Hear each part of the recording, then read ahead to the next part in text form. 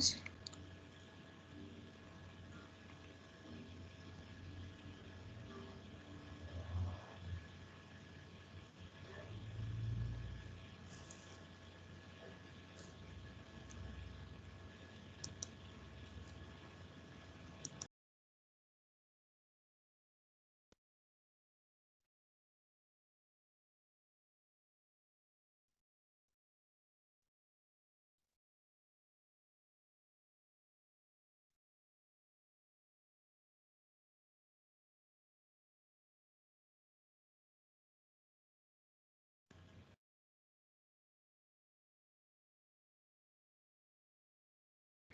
Ya se puede visualizar.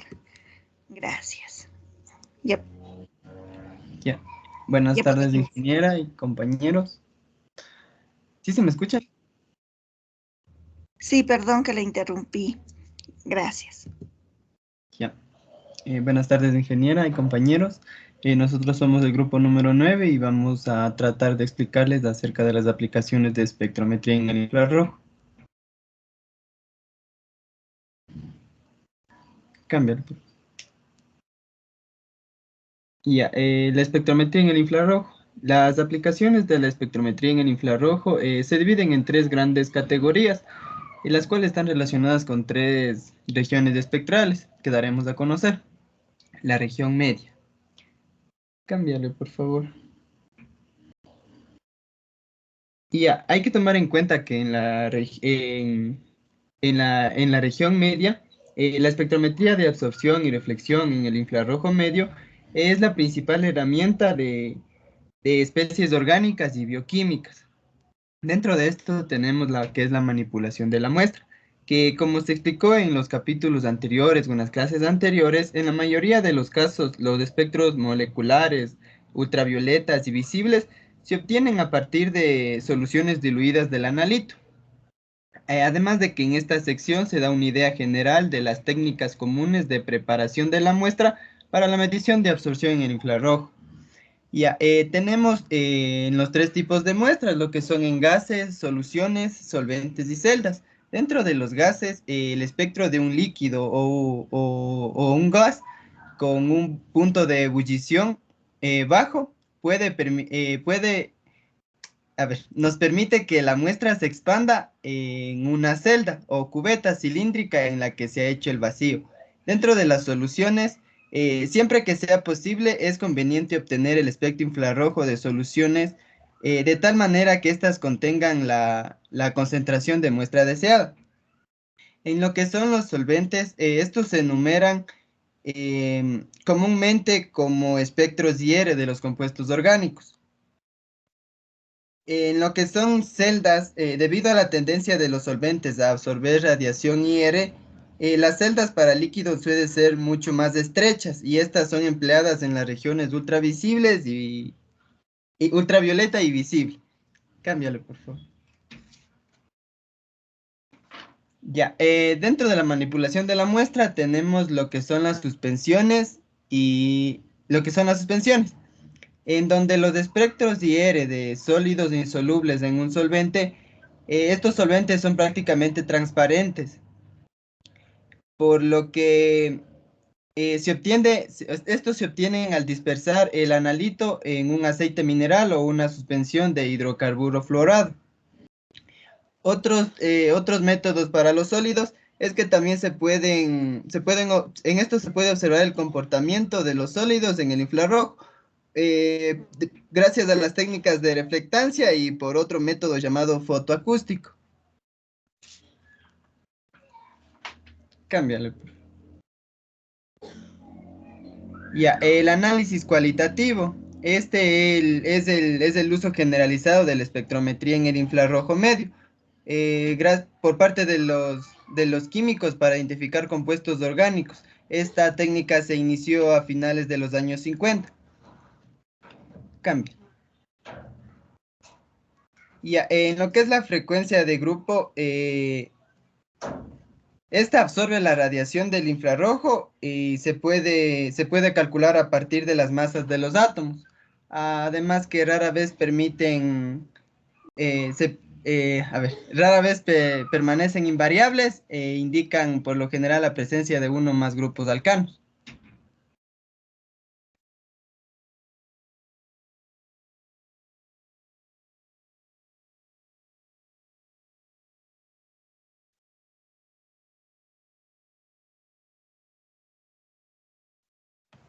Las frecuencias de grupo para grupos orgánicos son útiles a la hora de asignar las bandas de un espectro. Las frecuencias de grupo y las tablas de correlación permiten hacer conjeturas inteligentes acerca de las cuales son los grupos funcionales con mayor probabilidad de estar presentes o ausentes en una molécula. Como vemos aquí en la tabla, nos presenta algunos grupos funcionales. Siguiente. Tenemos la región de la huella dactilar, que nos dice que sirve para identificar compuestos al comparar los espectros. En esta región es poco posible interpretar de manera exacta los espectros. Tenemos las limitaciones de uso de las tablas, que nos dice que las tablas de correlación sirven solo como guía para un estudio. Colecciones de espectros que nos ayudan en la identificación cualitativa porque facilitan la comparación de los espectros. Aplicaciones cuantitativas. Nos dice que la computadora los coteja e imprime una lista de los que tienen espectros similares a los del analito, como veíamos en la tabla anterior. Sistemas de búsqueda por computadora se obtienen con los antiguos instrumentos dispersivos del infrarrojo, son de menor calidad. Desviaciones de la ley de Beer no son tan graves como los instrumentos dispersivos. Pásale.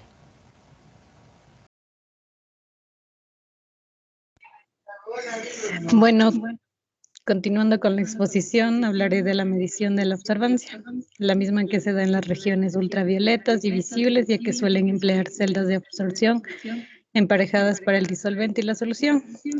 De esta manera, la absorbancia se obtiene mediante la relación del peso del solvente y el peso de la solución, pero hay que tener en cuenta que esta técnica rara vez resulta adecuada para mediciones en la región infrarroja.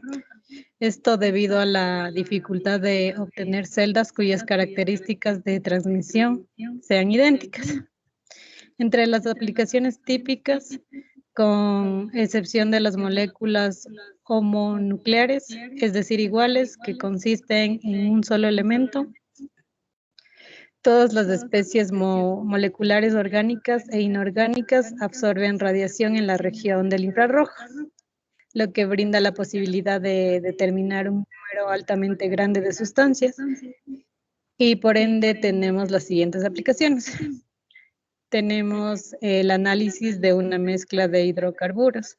En esta se puede observar la resolución de los isómeros, en donde la absorbancia de una mezcla a cualquier longitud de onda no se puede atribuir a la concentración de un solo componente debido al trasplante de las bandas de absorción.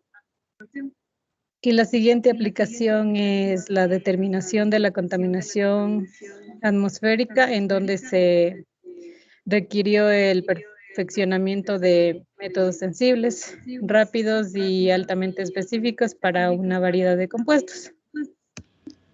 Una preguntita antes de que siga. ¿Ahí dice trasplante o es traslape?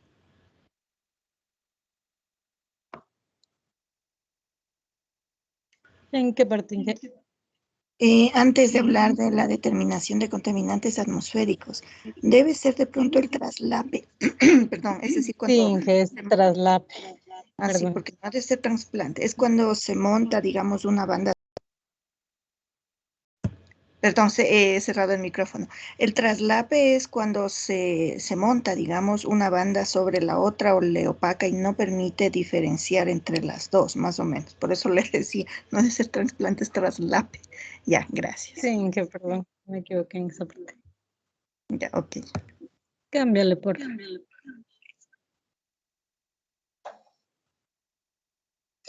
Bueno, podemos hablar de la espectrometría de reflexión en el infrarrojo medio.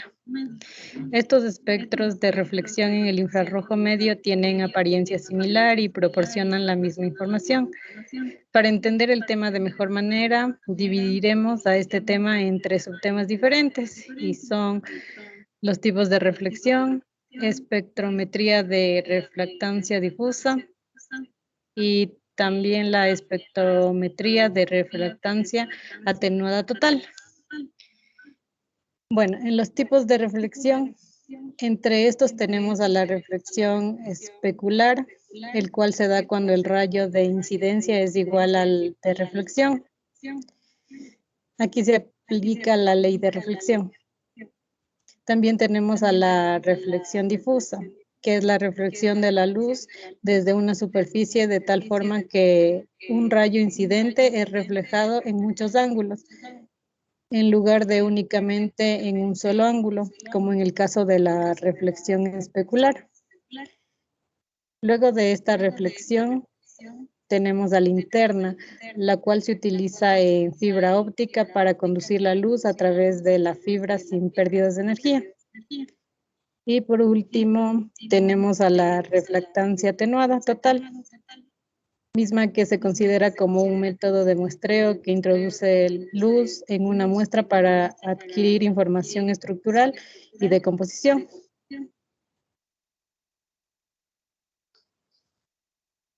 Espectrometría de refractancia difusa.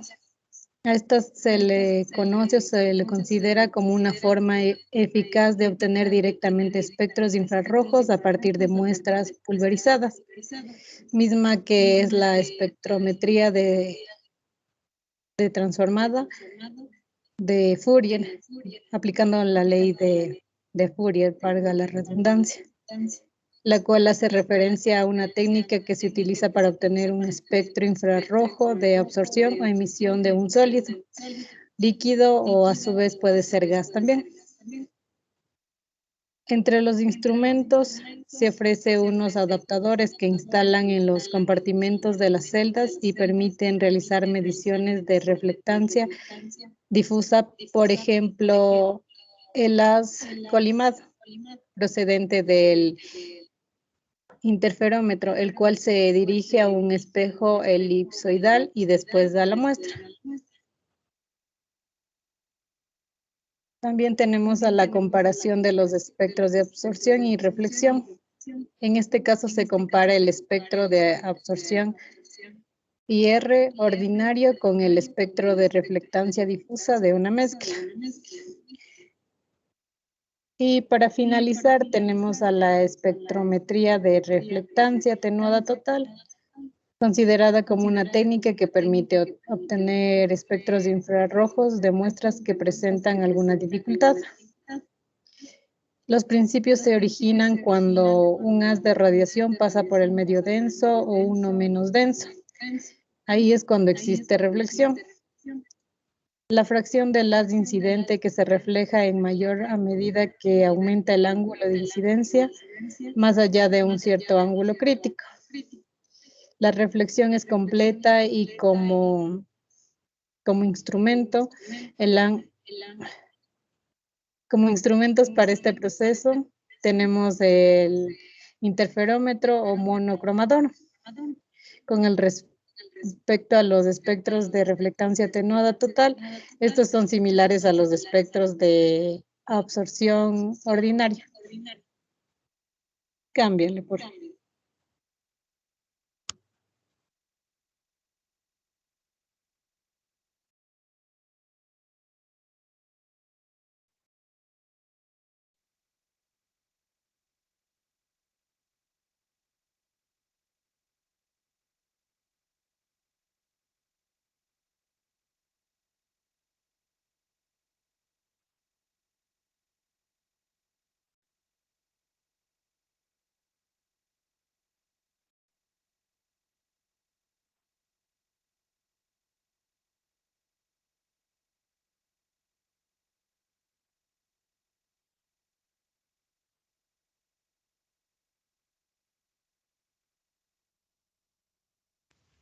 Tenemos a la espectroscopía fotoacústica en el infrarrojo. Esta técnica es una manera de obtener espectros de absorción en el ultravioleta, en la región visible y en el infrarrojo de sólidos, también en semisólidos y líquidos turbios. El efecto fotoacústico: se observa este efecto cuando se irradia un gas que está dentro de una celda, con un haz que ha pasado a través de un troceador. La radiación absorbida ocasiona calentamiento periódico del gas. El efecto fotoacústico se utiliza desde principios del siglo XX para analizar los gases absorbentes. Y también tiene importancia el uso actual del efecto fotoacústico para obtener espectros de absorción de líquidos y sólidos turbios.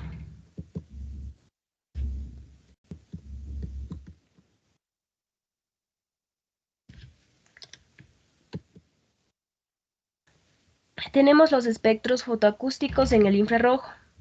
En las mediciones fotoacústicas, la muestra se coloca en un pequeño recipiente dentro del accesorio fotoacústico, transfiere calor a la superficie de la muestra y ocasiona la generación de una onda acústica, y se grafica en un formato similar al de los espectros de absorción.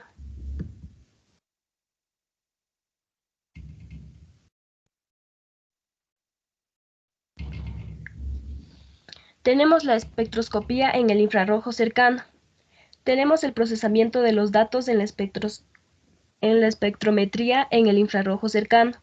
Las bandas de los espectros en el infrarrojo cercano son casi siempre anchas y están traslapadas. Los fabricantes de instrumentos para el infrarrojo cercano proporcionan programas para crear modelos de calibración.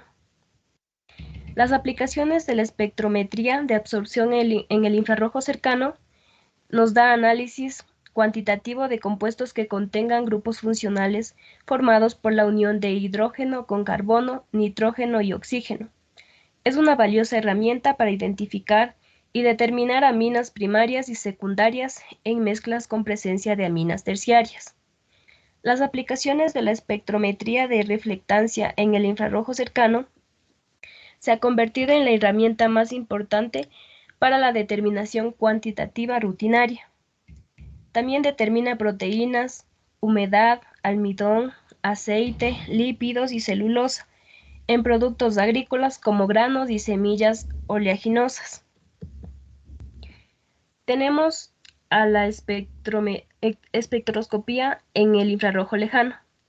La región del infrarrojo lejano resulta especialmente útil en el estudio de compuestos inorgánicos, puesto que la absorción debida a las vibraciones de tensión y flexión de los enlaces entre átomos metálicos y ligados inorgánicos u orgánicos. También los estudios de compuestos inorgánicos en el infrarrojo lejano proporciona una información útil acerca de las energías de los cristales en las retículas y de las energías de transición de los materiales semiconductores. En la región del infrarrojo lejano se observa absorción rotacional pura de los gases, siempre que las moléculas presenten momentos dipolares permanentes. En la espectroscopía de emisión en el infrarrojo, cuando las moléculas que absorben radiación infrarroja se calientan, son también capaces de emitir longitudes de onda característica en el infrarrojo. El principal obstáculo para la aplicación analítica de este fenómeno es la deficiente relación señal-ruido que caracteriza a la señal de emisión infrarroja, sobre todo cuando la muestra está a una temperatura solo ligeramente superior a la del ambiente. La aplicación de la espectroscopía de emisión infrarroja es un trabajo que describe la utilización de un espectrómetro de transformada de Fourier para identificar plaguicidas en una escala de microgramos.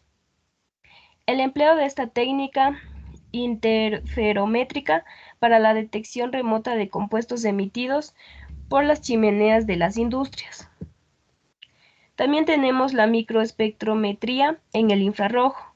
Esta técnica se utiliza para obtener los espectros de absorción y reflexión de especies presentes en las muestras. Los microscopios de infrarrojo, los primeros constan de 2 microscopios. Es un dispositivo infrarrojo con sistemas ópticos de reflexión que reduce el tamaño del haz infrarrojo hasta casi el mismo tamaño de la muestra.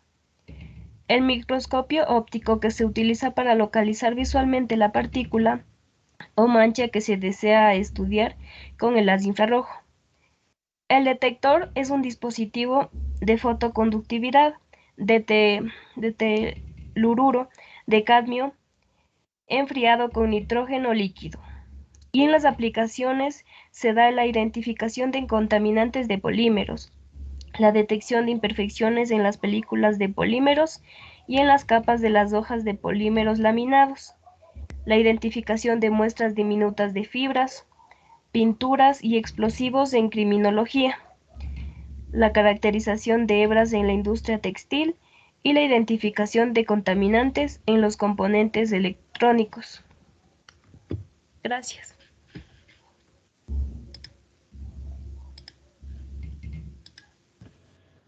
Gracias, chicos. No sé si hay preguntas de parte de los compañeros. Ya, entonces miren, recuerden que en cuanto a la espectroscopía infrarroja, básicamente nos permite identificar lo que son los grupos funcionales. Como bien nos decían los compañeros, dependiendo del equipo, qué tan moderno o de qué generación sea, puede tener incluso acoplado un computador donde ya más o menos o donde ya se ha realizado el espectro, sería ya el espectro, ¿no? De una sustancia conocida donde se identifican los diferentes bandas que va a tener a diferentes longitudes de onda y luego se los puede comparar con muestras desconocidas para de pronto identificar al menos qué grupos funcionales podemos encontrar en este compuesto desconocido, ¿sí? Entonces, básicamente, y no necesitan memorizarse, ¿no?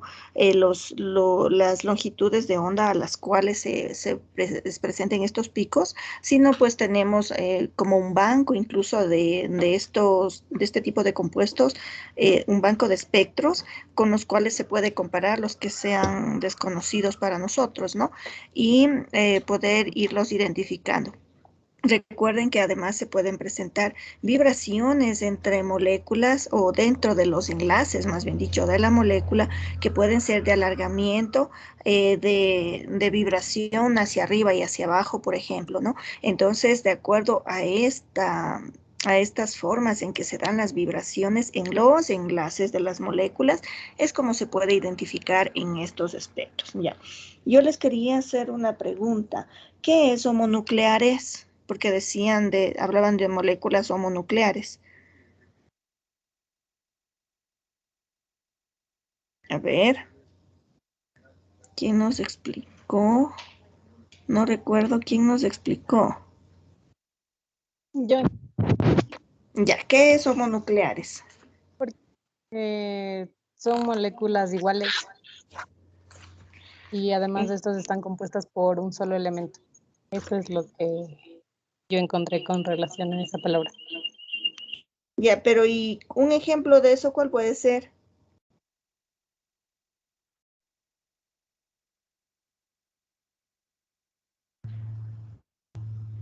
A ver, ¿cuál será una molécula homonuclear?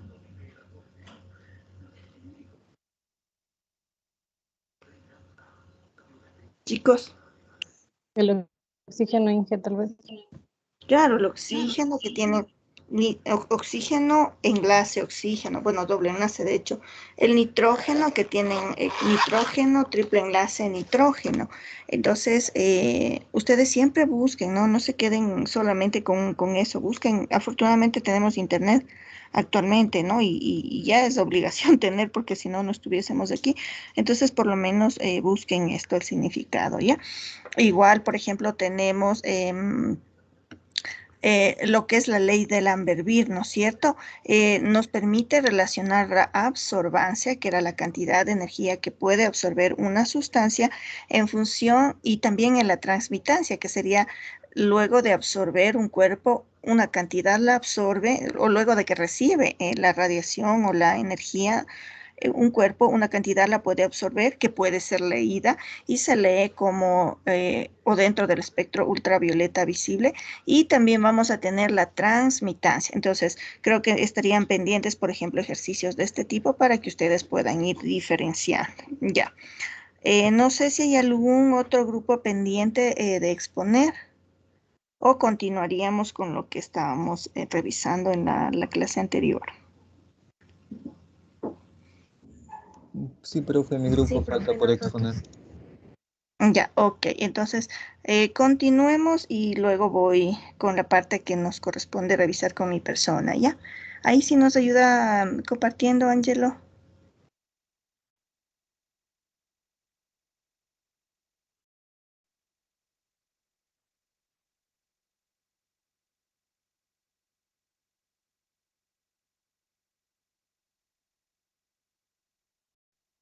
Listo, ya puedo iniciar.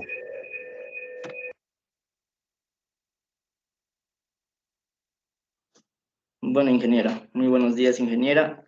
Buenos días, compañero.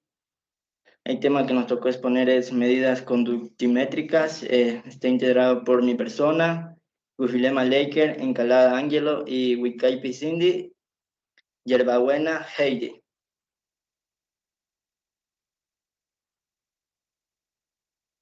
Generalidades. El estudio del conjunto de eventos que ocurren en soluciones iónicas al ser sometidas a un campo eléctrico alterno, así como su aplicación en la caracterización de los fenómenos en solución y el monitoreo de especies, constituye una parte fundamental de la electroquímica analítica, conocida como conductimetría. Las aplicaciones de la conductimetría pueden agruparse en dos grandes áreas de estudios, como estudios de los fenómenos en solución. Se refiere a la disociación electrolítica y equilibrio químico.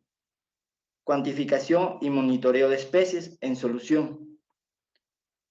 ¿Qué son curvas de calibración u operaciones químicas de valoración titulométricas? Siguiente diapositiva.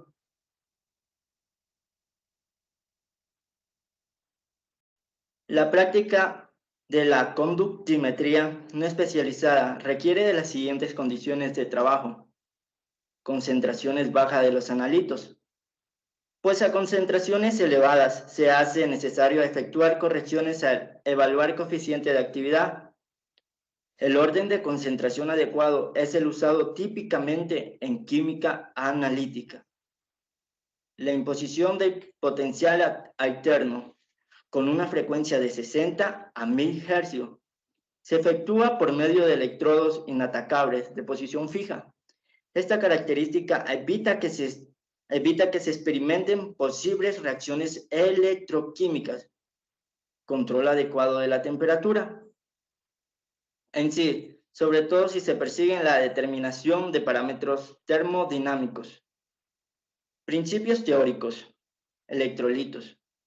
Las disoluciones iónicas se comportan como conductores eléctricos bajo un campo eléctrico, debido a que conducen cargas gracias al transporte de esta por la presencia de los iones en el medio, es decir, al medio iónico.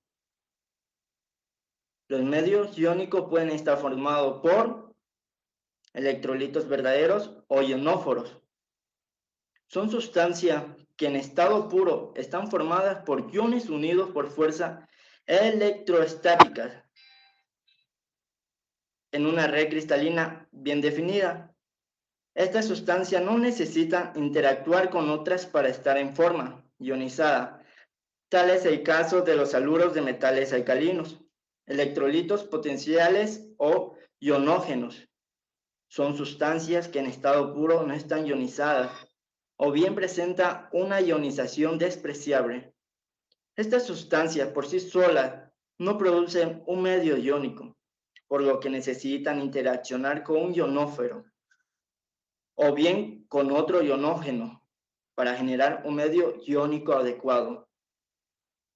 Siguiente diapositiva, por favor. En electroquímica analítica, los medios iónicos de interés están constituidos por la combinación de dos o más electrolitos y se conocen como disoluciones electrolíticas. Estas se forman por la combinación de uno o varios electrolitos verdaderos disueltos en un electrolito potencial líquido, generalmente un disolvente disociante. El medio conductor se genera por la separación de la red cristalina iónica debido a las propiedades eléctricas del disolvente. Tal es el caso de una disolución de cloruro de sodio en agua, sal en agua. La siguiente sería uno o varios electrolitos potenciales disueltos en un electrolito potencial líquido, generalmente un disolvente disociante. El medio conductor se genera por el intercambio de partículas en solución, generando iones con una cuantitatividad determinada por la fuerza relativa de los donadores y receptores. Tal es el caso de los ácidos y las bases no niveladas en el agua. Uno o varios electrolitos verdaderos disueltos en un electrolito verdadero. El medio iónico lo proporcionan los mismos iones que constituyen componentes mezclados. Tal es el caso de los líquidos iónicos. Siguiente diapositiva. En agua, las disoluciones electrolíticas pueden clasificarse de la siguiente manera. Disoluciones de electrolitos verdaderos o ionóferos. En esta, los electrolitos están totalmente disociados. Disoluciones de electrolitos potenciales o ionógenos, en las cuales los electrolitos pueden encontrarse casi totalmente disociados, electrolitos fuertes, disociados muy poco, electrolitos débiles, o bien presentar una disociación moderada, electrolitos de fuerza media. A continuación, mi compañero o compañera.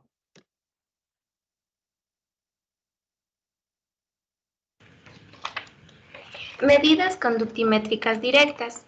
Bueno, como su nombre lo indica, en este tipo de medidas se mide de forma directa la conductividad del electrolito. Esto puede ser a través de una celda conductimétrica y así es posible determinar la conductividad de una disolución. En particular, esto a partir de una serie de patrones. Siguiente diapositiva. Bueno, la conductividad es una medida de la concentración iónica total que tiene una disolución. La conductividad mide la facilidad con que los portadores de carga, cationes y aniones migran bajo la acción de un campo eléctrico. Así, las medidas de conductividad deben hacerse a una temperatura controlada y expresar los resultados indicándola.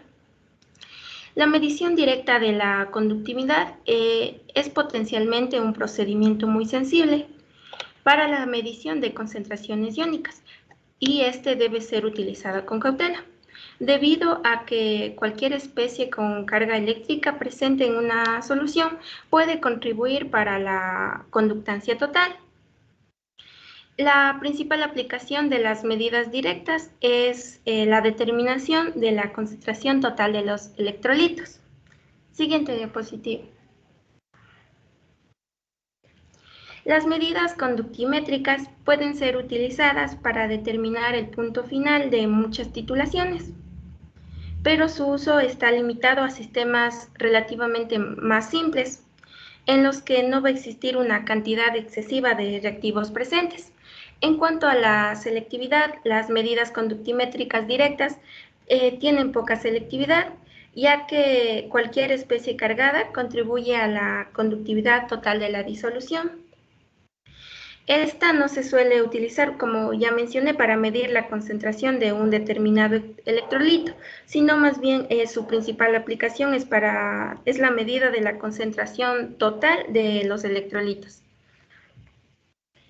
En cuanto a la sensibilidad es alta, por ello es importante un instrumento analítico para ciertas aplicaciones, como por ejemplo los detectores en cromatografía iónica. Exactitud y precisión. Con los estándares apropiados y un buen control de la temperatura, se puede obtener una alta precisión y exactitud del orden del 0,1%. Siguiente diapositiva. Ya, las medidas directas conductimétricas permiten realizar un análisis de interés analítico o ambiental, o entre otros. Por eso esta técnica tiene varias aplicaciones, como pueden ser medir la contaminación de ríos y corrientes, determinar el contenido de sales en calderas, determinar el contenido salino residual de un efluente tratado, se puede emplear como detector en técnicas cromatográficas, también para determinar concentraciones de ácidos en procesos industriales, y también se lo puede emplear como detector del punto final de titulaciones. También hay que recalcar que algunas determinaciones conductimétricas son de tipo indirecto, ya sea como la determinación del CO2 en agua o la determinación del SO2 atmosférico absorbido en soluciones de peróxido de hidrógeno. A continuación, mis compañeros. Variables de la conductividad electrolítica. La conductividad molar, o representada con la letra griega lambda m. La conductividad molar expresa la capacidad de una cantidad dada de soluto por unidad de volumen para transportar carga eléctrica. La conductividad molar varía con la concentración, porque con la concentración puede variar dos aspectos: el grado de disociación del electrolito en sus iones y las interacciones entre iones, llegando a formarse pares iónicos o constantes altas. Como podemos observar en el gráfico, se observa una variación con la concentración muy diferente entre electrolitos fuertes y entre electrolitos débiles. La conductividad molar, se define la conductividad molar como la expresión que podemos ver en la imagen, en donde la K es la conductividad de electrolito expresada en siems sobre centímetro, y CS es su concentración en disolución dadas en unidades de mol por litro a la -1. Con estas unidades, la conductividad molar lambda m de la expresión se mide en siems, centímetros cúbicos, mol a la -1. Y la conductividad molar aumenta también lo que es la dilución, ya que aunque es proporcional a K, esta disminuye al diluir. Hay que tener en cuenta que la concentración está en el denominador de la expresión que vemos. Por otra parte, la ley de Cole-Rauch. Se ha podido comprobar empíricamente que para electrolitos fuertes, es decir, aquellos completamente disociados en disolución, como el nitrato de sodio, y concentraciones bajas de los mismos, como menores a 10 y 2 molar, la conductividad molar tiene la siguiente dependencia aproximada de la concentración molar, como observamos en la imagen, la expresión, en donde la K significa el coeficiente de Cole-Rauch. Lambda m es la conductividad molar límite o dilución infinita. Son constantes propias de la especie disuelta. También podemos decir que es fácil entender que la representación gráfica de lambda m frente a lo multiplicado por CS y por un medio debe ser una línea recta y de ordenada con el origen de lambda MO, ya que lambda MO tiende a 0. La expresión de Cole-Rauch fue mejorada por tres científicos, como fue Debye, Huckel y Onsager, y lo dejaron de esta manera, como podemos observarla en la imagen. No obstante, estas ecuaciones de antes no eran válidas para electrolitos débiles, porque éstas experimentaban muy fuertes cambios de conductividad a concentraciones próximas a 0. Siguiente diapositiva, por favor. Las medidas de la conductividad. Según la ley de Ohm, las dos dimensiones están sujetas a la relación de la fórmula de I igual a V sobre R, donde R es la resistencia, V es el voltaje conocido, I es la corriente que va de un electrodo a otro. Por lo tanto, cuanto más elevada sea la corriente obtenida, mayor será la conductividad. Aquí les presento el triángulo de Ohm, que es como quien dice un poquito más fácil para recordarse las fórmulas, ya que si queremos conocer la fórmula del voltaje, lo que vamos a realizar es tapar el voltaje y nos dará que es igual a la resistencia por la corriente. De igual manera, si queremos conocer la fórmula de la resistencia, tapamos en el triángulo la resistencia y será el voltaje sobre la corriente. Y igual manera, la corriente es igual al voltaje sobre la resistencia. Gracias.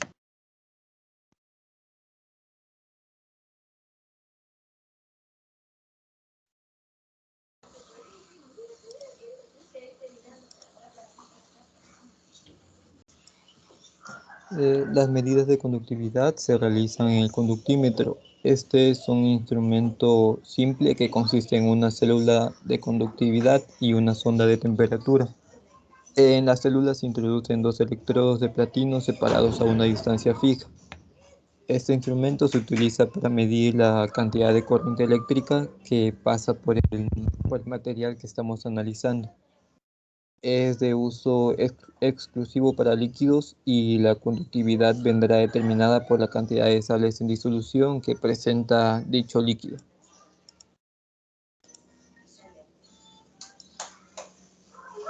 La técnica conductimétrica, como ya lo han mencionado, es una técnica electroanalítica en la que se mide la conductancia de la disolución problema y se relaciona la medida con la concentración de las especies en disolución. Entre las principales aplicaciones generales de esta tenemos en la electrólisis, ya que el consumo de energía en este proceso depende en gran medida de los métodos de conductividad.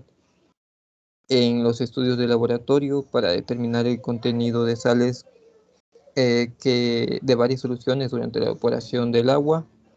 En el estudio de las basicidades de los ácidos también nos sirve para determinar las solubilidades de electrolitos escasamente solubles y para hallar concentraciones de electrolitos en soluciones por titulación. Y son aplicables en la industria alimentaria como en el conservante vegetal, en centrales azucareros, en la elaboración de queso, etc. Gracias.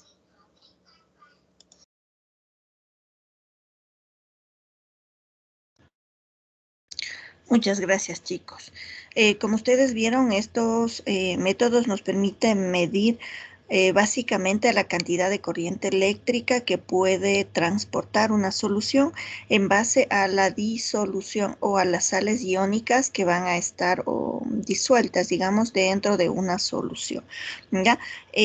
Como nos indicaba este método, se utiliza si bien es cierto, en sustancias líquidas, ¿no? Pero se hace por ejemplo, en suelos, es donde ustedes van a ver en un laboratorio, siempre se hace pH, se hace conductividad y se necesita hacer, por ejemplo, en suelos, en muestras vegetales. Entonces, existen técnicas estandarizadas que les dicen, por ejemplo, qué sé yo, 5 mililitros de agua, 1 gramo de muestra, 2 mililitros de solución, qué sé yo, bicarbonato de sodio al 5%, y ahí se mide la conductividad. Entonces existen muchos estudios realizados en base a esto. Ya. ¿Preguntas de los compañeros?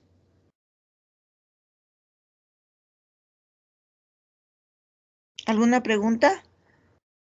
Bueno, yo les voy a preguntar, ¿qué son las fuerzas electrostáticas que mencionaban al inicio de la presentación? A ver, creo que era Laker quien explicaba. Bueno, pero todos pueden contestar. ¿Qué son las fuerzas electrostáticas?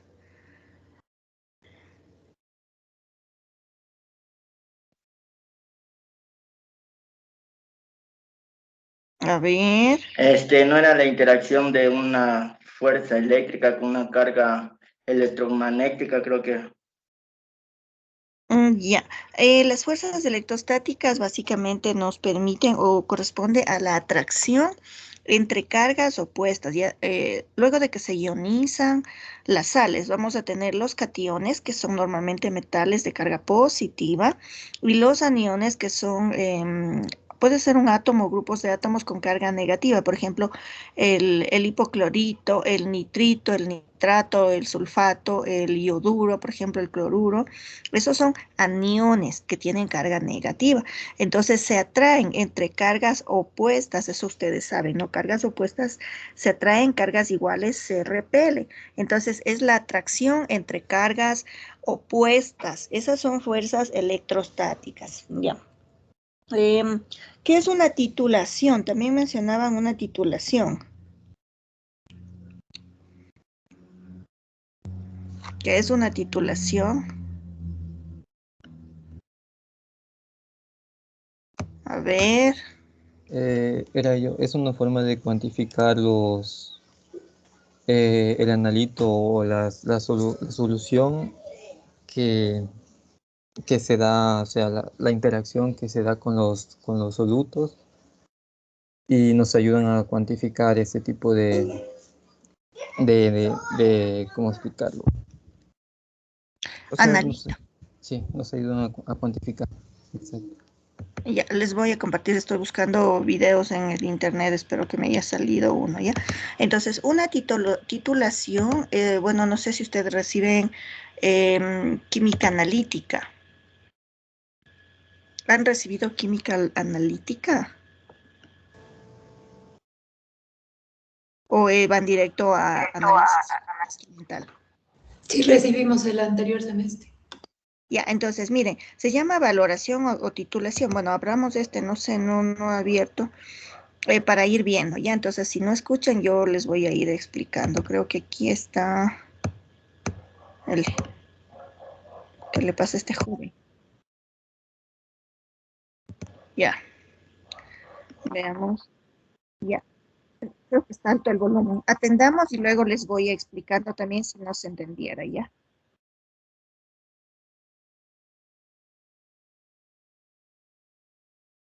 ¿Sí están escuchando ahí?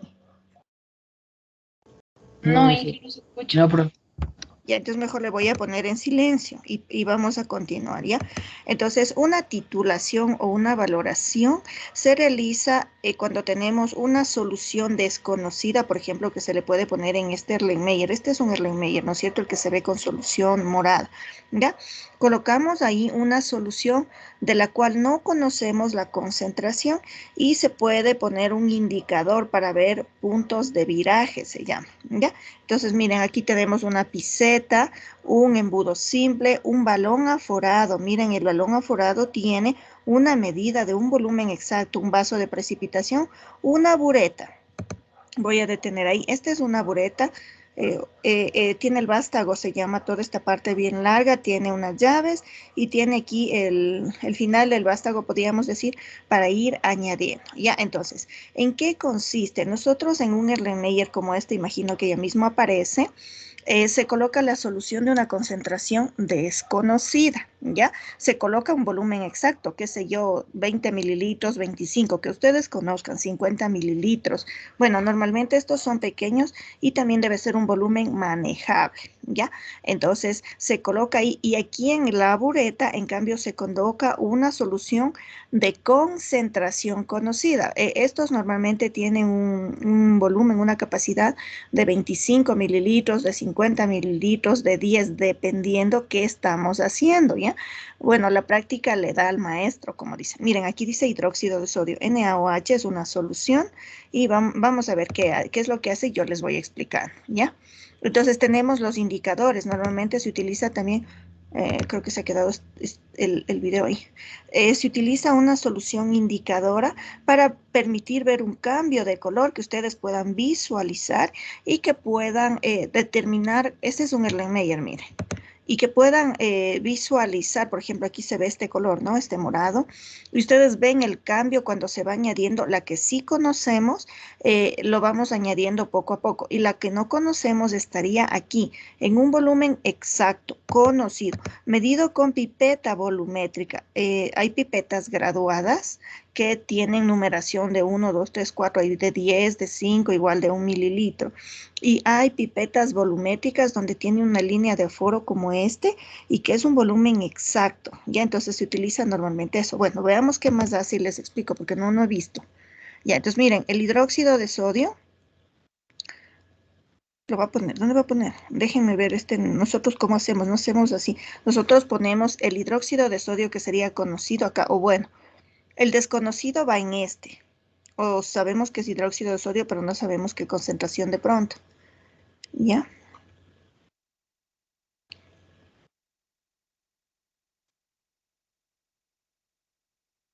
Solo le está trasvasando, ¿no? Le está pasando del un balón al otro. Para evitar pérdidas, le hace con un embudo, ¿no? Miren, ahí es la línea de aforo. Este es un volumen exacto. Este, imagino, es de 250. Normalmente hacemos de 100, 250, de 50, de 20. Cuando se requiere preparar pocas cantidades, puede ser de 25. Me parece que no es de 20, es de 25, de 50, de 10. Imaginen, parece juguete. Y miren, ¿dónde va el aforo? Si se fijan, va en la línea de abajo, o sea, la línea que tiene el balón. Cuando ustedes ponen en balón, digamos como este, en el vástago se forma el menisco y tiene una línea que se ve arriba. ¿Sí logran verla de arriba? Me regresaré. ¿Vieron la de arriba? ¿Ven arriba una línea? Están ahí. Chicos.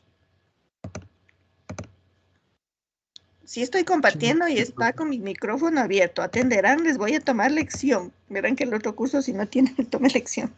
Ya. ¿Sí están atendiendo? Sí, profe. Ya, entonces miren, cuando ustedes tienen, mientras más angosto sea el vástago del balón, esto es el vástago, ¿no? O en la pipeta, en la probeta, ¿sí? Mientras más angosto, se forma mucho más bonito. Es como dos líneas cóncavas, ¿no? Una va arriba y la otra va abajo. Bueno, aquí no se aprecia bien, pero imagino la una está así y la otra está por acá. La de abajo va en esta liñita que corresponde a la línea de aforo. Ya, entonces veamos. Ahorita solo le aforó. Eso se llama aforo cuando se tiene un volumen exactamente conocido. ¿Ya? Creo que le va a hacer al revés de lo que nosotros hacemos. No sé, esta universidad parece española. Pero igual, debe funcionar bajo el mismo principio, ¿no? No me diga que va a lavar el balón. Bueno, vamos a ver qué es lo que hace. No tengo idea. Está bajando todo el analito, se llama eso. Lo que no conocemos y contiene una sustancia que queremos analizar se llama analito. Ya, entonces miren, ahí le puso, ¿no? Bueno, este mismo principio que se aplica dentro de la instrumental, solo que con equipos que leen mucho más fácil. Ya, ahí va a poner un indicador que parece que es fenolftaleína, ¿ya?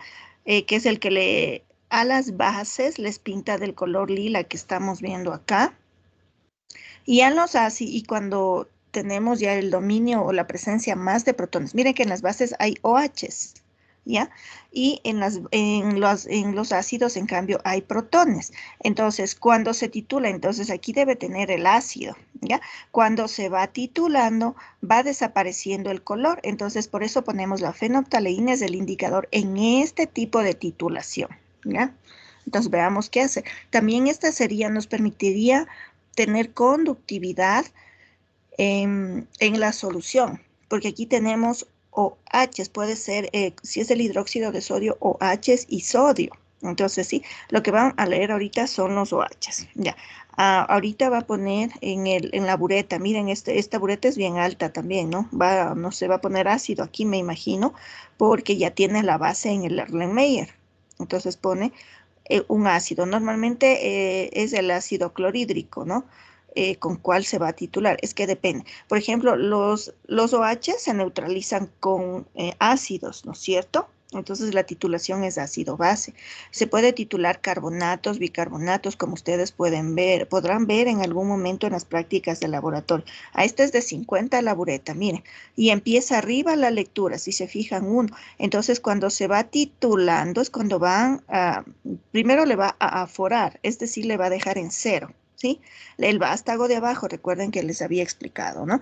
Entonces se queda en cero y cuando realiza la titulación, debe desaparecer este color, debe ser transparente cuando ya se han neutralizado todos los OHs. Miren, no hicieron laboratorio de análisis instrumental. No, profe. Ya, entonces ahí mire, debe agitar con la mano, bueno, normalmente se va agitando con la mano, le coge al revés de como nosotros cogemos. La llave de la bureta está acá. Manejamos con la mano derecha y con la izquierda manejamos el Erlenmeyer con el analito. Y se agita como en círculo. Ya, bueno, ahí vayamos viendo, vayamos complementando algo por lo menos que tengan una idea, porque si ustedes el próximo semestre nos toca regresar a laboratorios, ustedes van a ir a química, a calidad del agua, y ahí se hace estos análisis, pH del agua, conductividad, se hace titulaciones, les va a preguntar Ginita, y ella es una persona que sabe mucho, tiene mucha experiencia. Ya, entonces, por lo menos una idea. Siempre ahora en vacaciones que tengan, traten de buscar sobre todo prácticas de laboratorio si no han tenido. Miren, con una gota cambió. ¿Se fijaron? A ver, regresemos. Ya hay que tener mucho tino realmente para eso. Ah, es que le está dejando caer solo. Nosotros cogemos, bueno, la llave, como les digo, al revés, con la mano derecha atravesando todo esto, controlamos la llave a este lado y con la izquierda se va agitando. ¿Sí? Si son zurdos, al revés, como está puesto, pero va la mano izquierda pasando hasta el otro lado. Bueno, así nos enseñaron y así sabemos, así hacemos. ¿Ya? Entonces se mide cuánto hay, ¿no? ¿Cuánto se ha consumido? Aquí he consumido los 50. Entonces tenemos aquí el ácido, por ejemplo, de una concentración conocida y la base que no tenía concentración conocida. Entonces hacemos concentración 1 por volumen 1 es igual a concentración 2 por volumen 2. Y podemos sacar la concentración de nuestro analito, de lo que estaba aquí. Entonces, esto es una titulación normal, manual. Ahora, este método conductimétrico que ustedes ven, realiza automáticamente, ¿no? O sea, tiene un sistema de detección hasta cuando se ha neutralizado. Veamos, si encontramos aquí, método conductimetría. A ver si pongamos a ver si encontramos así conductimetría.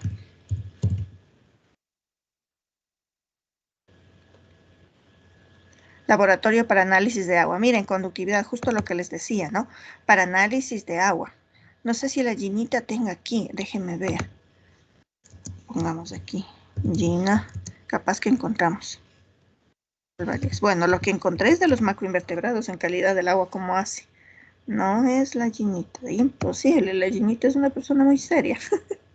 No.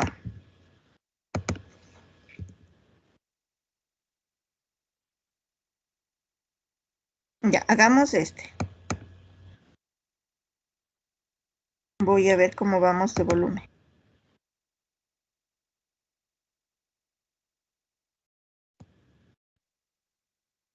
Ya, entonces, bueno, no sé si escuchan, creo que no, ¿verdad? Está bajo el volumen. Ya, entonces, bueno, se hace básicamente en muestras de agua. A ver si la encuentro.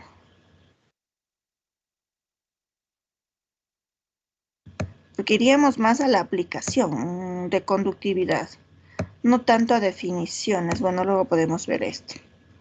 Veamos qué más hace el señor, acaba de explicar. El problema es que no han de escuchar, creo. Bueno, luego les paso los enlaces, ¿ya? No sé nada. A ver, ya, ya.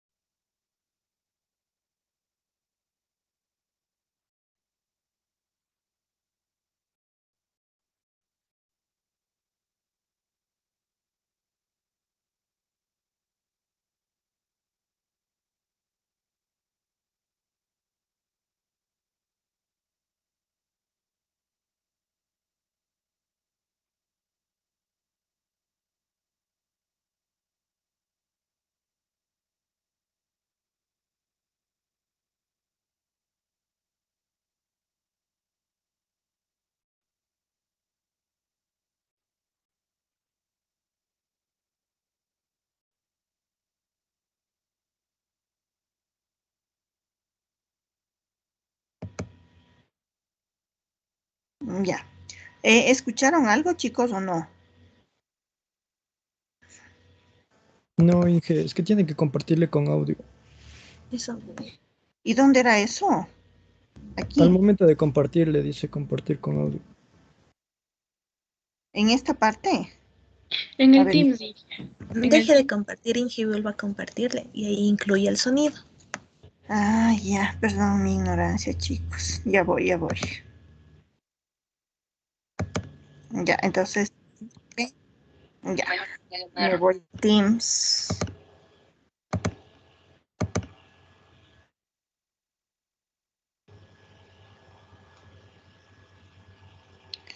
¿Y dónde dice compartir con sonido? En la parte Ahí de dice arriba, incluir Inge, sonido. parte derecha. Activa la cámara para seleccionar, para señales de Pero señas. ahí abajito donde dice compartir contenido, ahí al ladito dice incluir sonido. Inge, Y ahí, le mandé una foto ahí. Ahí, bueno, a mí me aparece así, donde dice compartir con sonido. A ver, déjeme ver. En el chat ha de estar, ¿verdad? Sí. Ya le vi.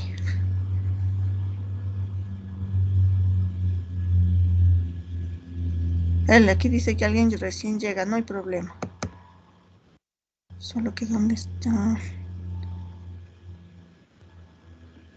Él y ahora. Ya dañé. Bueno, voy a ver en aquí. Grupos, veamos en el chat.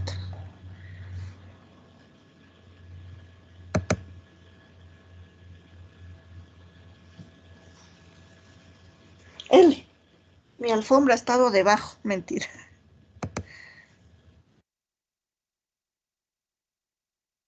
Compartir contenido modo.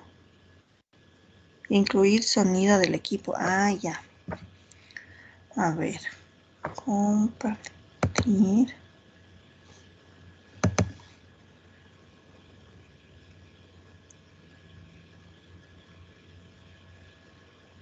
Contenido, compartir un documento en pizarra y mucho más. A ver, veamos ahí. Usar la cámara, compartir video en directo en tiempo real. A mí me parece así.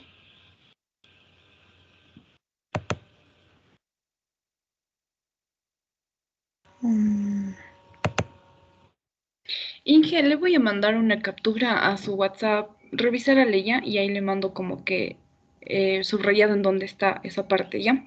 Ya. Ahora, ¿dónde estará el celular? Una pregunta del millón. Cuidado, Pini. Perdonarán que la perrita ha estado dormida debajo de mi silla. Voy a buscar al teléfono.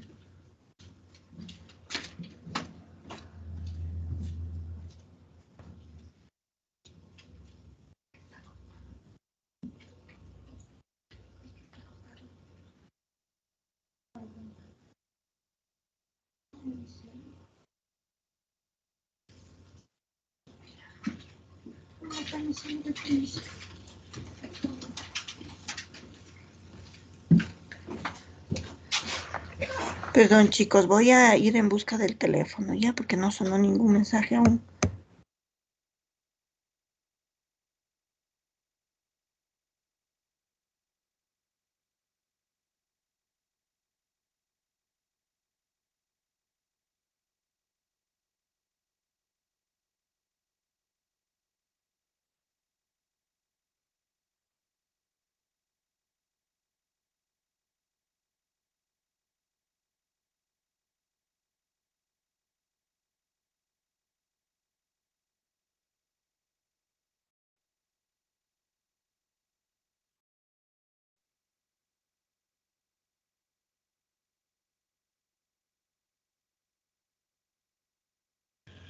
Creo que ya encontré, chicos, gracias. Encontré no encontré el teléfono. Ya, entonces, a ver, vean, les voy a compartir, creo que era este video. El último era, imagino que sí. Aquí. Ya, entonces ahí me avisan. Ahí sí escuchan. No está compartiendo, Inge. Uy. Ya le puse incluir sonido.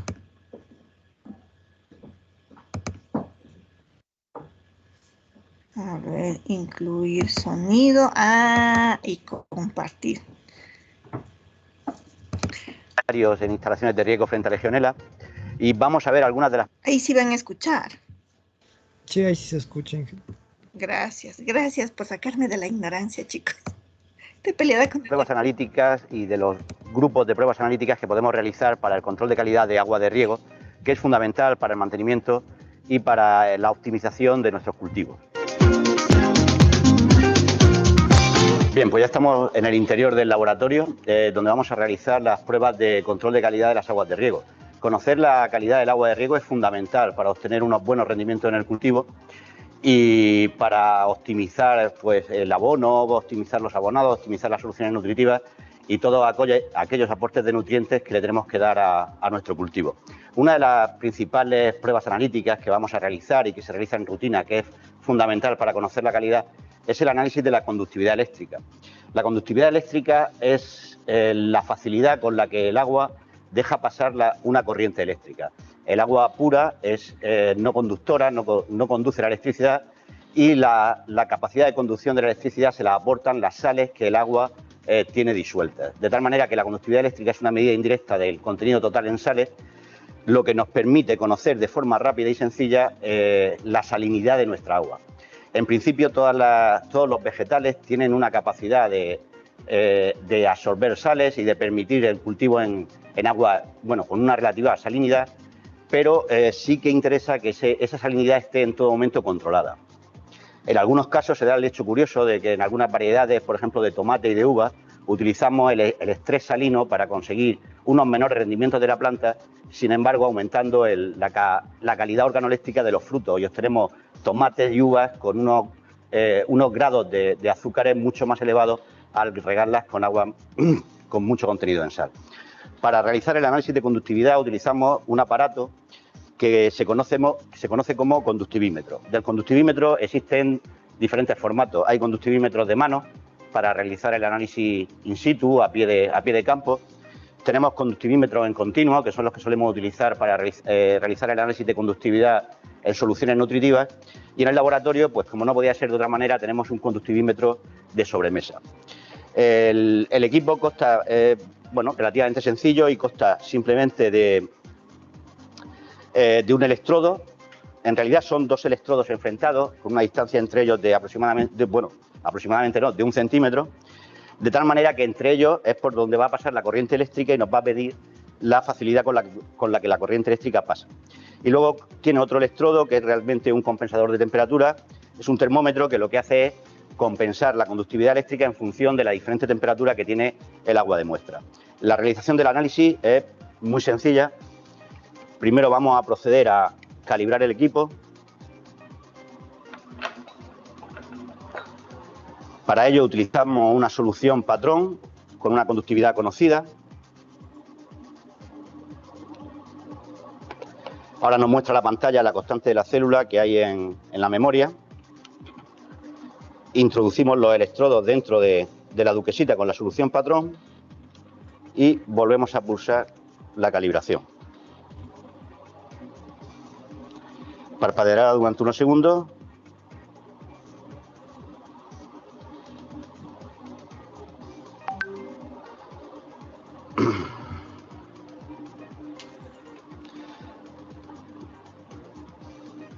Y una vez terminada la calibración nos aparece la temperatura que tenemos en este momento en el laboratorio, que no sé si se verá, pero es un poquito alta. Bien, tras lavar los electrodos con abundante agua destilada,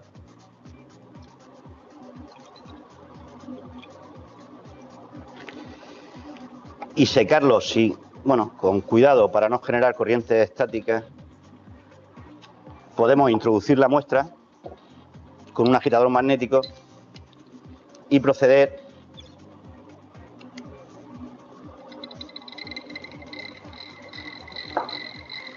al análisis de su conductividad.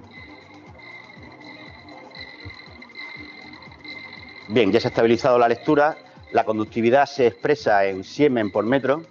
aunque en realidad la forma de expresarla más habitual en los laboratorios es de Siemens por centímetro. Este agua tiene una conductividad de 578 microsiemens por centímetro, lo que sería un agua con una salinidad relativamente baja.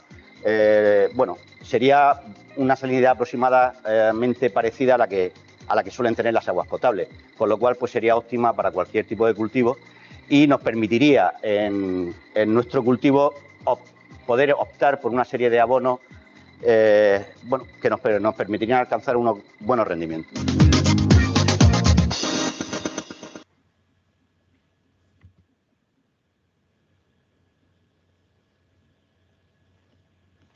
Ya chicos, bueno, muchas gracias, ya pude compartir con audio. Miren, entonces el conductímetro es igual un equipo básico, digamos, de un laboratorio. Bueno, normalmente ya los laboratorios, al menos los nuestros, tienen los multiparámetros, donde no solo se puede leer conductividad, sino también el pH, ¿no? Viene pH, conductividad, temperatura, como vieron ahí. Incluso el termómetro permite como una nivelación, podríamos decir, de las condiciones para una mejor lectura. Aprovechando eso, veamos también los potenciometría, que también ya, bueno, encontramos fundamentos, veremos qué dice el fundamento, ¿sí? ¿Cuáles son los componentes de la celda? Ya. Potenciometría directa e indirecta, veamos cuál dura. Veamos si hay uno que tenga un poquito más de explicación. Métodos conductimétricos, electroquímica, potenciometría. Bueno, igual en base a los potenciales de potenciometría es un electrodo de hidrógeno que normalmente se tomó como referencia y a partir de cuál se tomaron también de las otras sales, ¿no? Algo que mencionaba es la calibración, por ejemplo, al igual que en el pHímetro requiere una calibración en el conductivímetro, es decir, con una solución conocida para que a partir de ahí se haga. Y por ejemplo, eso requiere que en cada medida se pueda hacer. Ahí estaban las valoraciones, las curvas de valoración, bueno, parecidas. Es lo mismo que en química analítica, pero en este caso ya se hace con los equipos, ¿no? Entonces, como que en química analítica es más de forma manual y en química instrumental ya aprovechamos. Veamos este de aquí. A ver, veamos este. Profe, Dígame.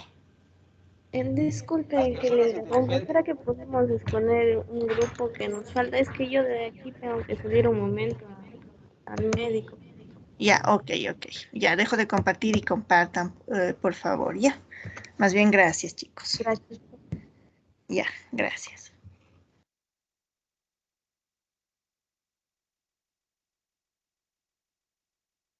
No sé si ya se puede observar. Ya está. Imagino que les falta poner en pantalla completa nada más.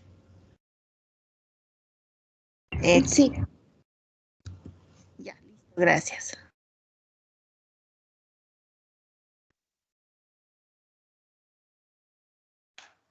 Ya, buenas tardes, doctora y compañeros. Nuestro tema es difracción de rayos X y microsonda de electrones. Nuestro grupo está conformado por Chasipanta Pablo, Valdivieso Iván, Valladares Vicky y Yupanqui Lisbeth. Siguiente.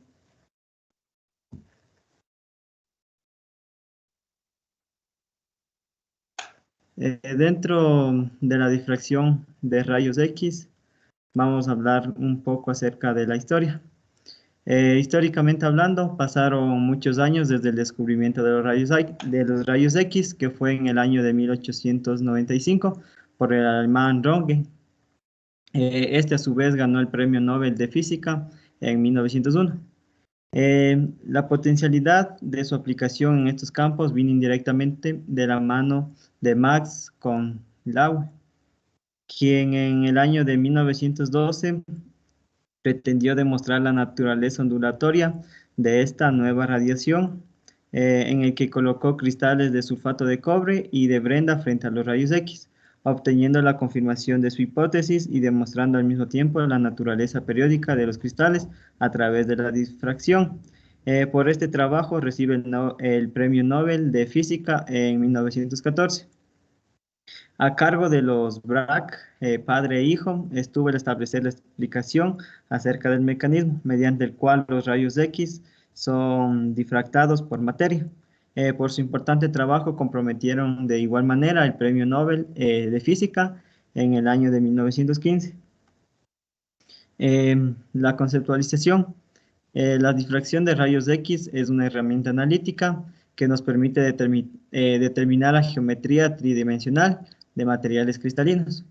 La difracción de rayos X es uno de los fenómenos físicos que se producen al interaccionar un haz de rayo X de una determinada longitud de onda con una sustancia cristalina.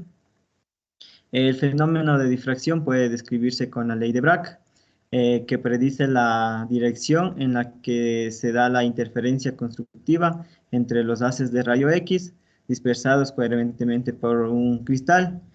Como podemos ver en la diapositiva tenemos una fórmula que es n por lambda es igual a 2d por seno de teta, donde n viene a ser el número entero, lambda viene a ser lo que es la longitud de onda de los rayos X, mientras que d es la distancia entre los planos de la red cristalina, y teta viene a ser el ángulo entre los rayos incidentes y los planos de dispersión.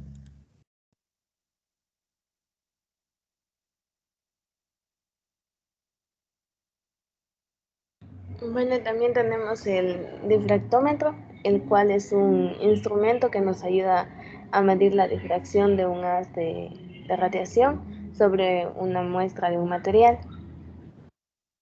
Y aquí tenemos la fotito del equipo.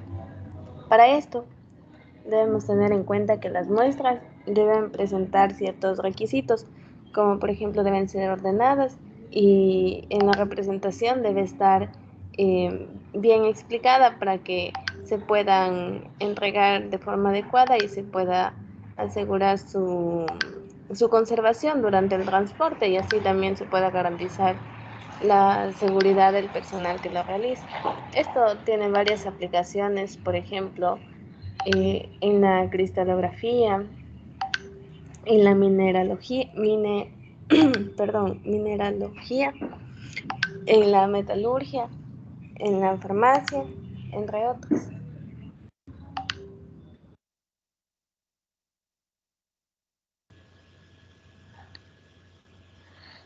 Porfa, ¿podría desactivar su WhatsApp de la compu un ratito hasta que termine de exponer? Sí, perdón, es que se me trabó el teléfono, pero espera un momento. Ya.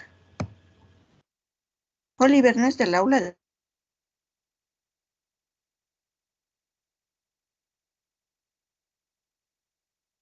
Oliver está aquí en el aula.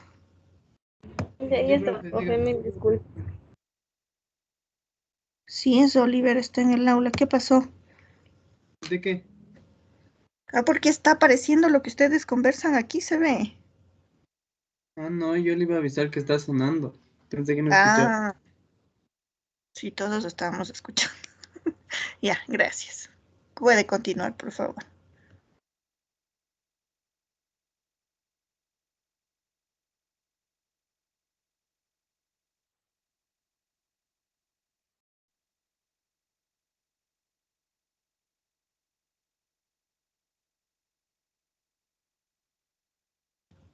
Ya continúen nomás, por favor. Ya, Inge. Con relación a los métodos de microanálisis estimulados por electrones, vamos a explicarle lo que es correspondiente a la microsonda, pero primero tenemos que tener en cuenta una breve introducción. En este caso, existen varias técnicas de microanálisis, las cuales nos permiten detectar partículas. Estas van a estar emitidas después de que un haz de electrones, que tiene una característica muy particular, es que va a estar finamente enfocado y va a chocar contra la superficie de una muestra. Por ende, ¿me ayudas cambiando la diapositiva, por favor? Tenemos lo que es específicamente la microsonda de electrones. Con la microsonda de electrones, lo que nosotros vamos a llegar a hacer es estimular la emisión de rayos X de la superficie de la muestra al enfocarlo a un haz fino de electrones. En este caso, la emisión de rayos X originada se va a detectar y analizar con un espectrómetro dispersivo, y este puede ser bien de longitud de onda o bien puede ser de longitud de energía. De forma general, la microsonda, o también conocido como microsonda electrónica, es una técnica que nos va a permitir de forma general el análisis químico tanto cualitativo como cuantitativo de sustancias sólidas. Un dato muy curioso es que, bueno, más que todo curioso informativo, es que se desarrolló en los años 1948 y 1952, y desde su creación, este ha representado y hasta la actualidad es una herramienta muy esencial, de gran importancia, ya que nos permite estudiar problemas que con anterioridad eran inabordables o inaccesibles por el tamaño también en el que se está trabajando. En este caso, factores como el análisis de problemas petrológicos y metalúrgicos, y también en otras industrias como lo pueden ser, en este caso, en campos como la biología, la cerámica y el vidrio. También tenemos en pantalla lo que es la representación de una microsonda. En este caso, esta microsonda va a estar constituido por 3 haces de radiación, los cuales están integrados. El primero corresponde a uno de electrones, a uno de luz visible y por último el tercero, que es el de rayos X. Además, una característica necesaria es que va a presentar un sistema de vacío con una presión inferior a 10 a la menos 5 torr, como lo es en el caso netamente de un espectrómetro de rayos X, en este caso dispersivo de longitud de onda o igualmente de energía. Más o menos el funcionamiento se centra en el que haz de electrones se va a originar por el calentamiento de un cátodo de tungsteno, que es muy importante aclarar, y un ánodo de aceleración. En este caso, también como se observa en la imagen, tenemos dos lentes electromagnéticos, los cuales se encargan de enfocar el haz sobre la muestra. El diámetro del haz va a estar comprendido entre un rango de 0.1 y 1 micrómetros. Se utiliza además un microscopio óptico, que es parte de la imagen que podemos observar, el cual se localiza en el área específicamente que queremos bombardear.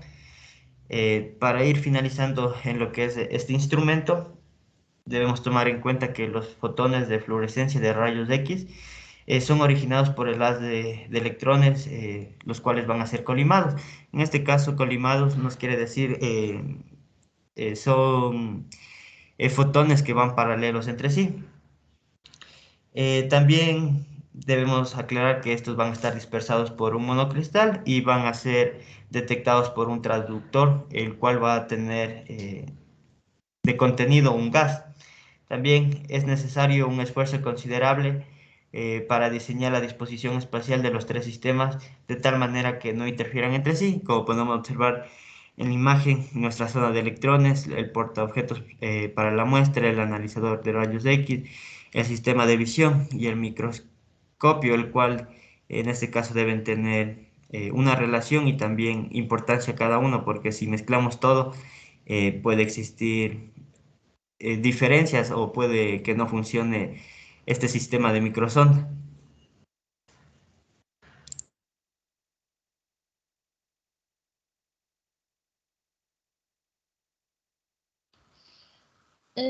El funcionamiento. El haz de electrones se origina por el calentamiento de un cátodo de tungsteno y un ánodo de aceleración, que no se muestra. Dos lentes electromagnéticos enfocan el haz sobre la muestra y el diámetro del haz es comprendido entre 0,1 y 1 micrómetro. Se utiliza un microscopio óptico para localizar el área de que se quiere bombardear. Los fotones de fluorescencia de rayos X originados por el haz de electrones son colimados, dispersados por un monocristal y detectados por un transductor lleno de gas. Es necesario un esfuerzo considerable para diseñar la disposición espacial de los tres sistemas de tal manera que no interfieran entre sí. Además, el portaobjetos para la muestra contiene un mecanismo mediante el cual la muestra puede desplazarse en dos direcciones perpendiculares entre sí y girar también, lo cual facilita el barrido de la superficie. Las aplicaciones. Las microsondas de electrones proporcionan información abundante sobre la naturaleza física y química de las superficies de forma cualitativa como cuantitativa. Tiene aplicaciones muy importantes en estudios de fase en metalurgia y cerámica.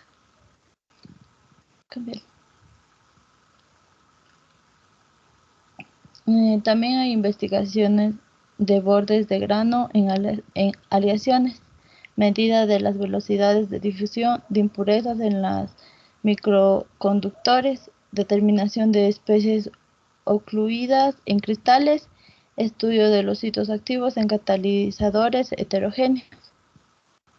Un ejemplo es el uso de microsondas de electrones para el análisis de una partícula de alfa-coita en una roca lunar. Los datos se obtuvieron mediante un barrido lineal de la partícula al observar directamente la superficie y se midió la intensidad de la línea de emisiones características de cada uno de los 4 elementos.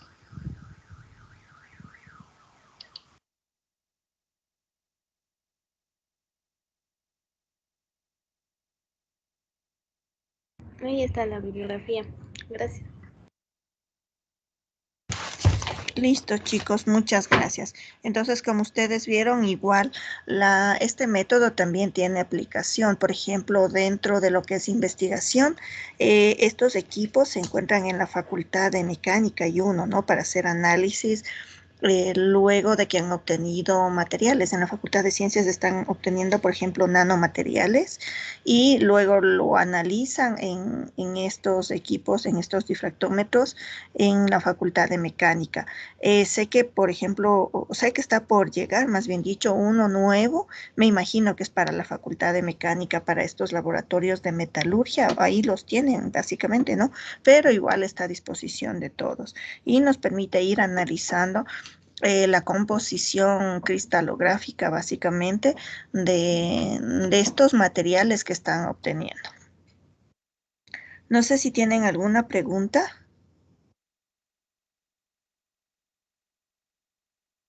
¿No? ¿Nadie tiene ninguna pregunta?